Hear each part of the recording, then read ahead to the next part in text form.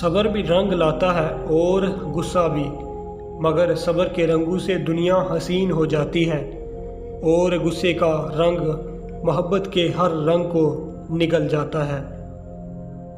جو لوگ اپنے سینے میں تعصب کا ناگ پالتے ہیں وہ سب سے پہلے خود ہی اس کا نشانہ بنتے ہیں۔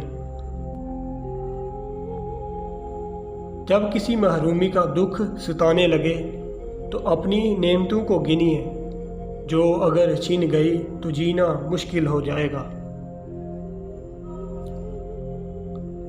اندھیرے کی بھیانک قسم منفی سوچ ہوتی ہے جو امید کے ہر چراغ کو غل کر دیتی ہے۔ جن انسانوں کی انا بہت مضبوط ہوتی ہے ان کی شخصیت اکثر کمزور رہ جاتی ہے۔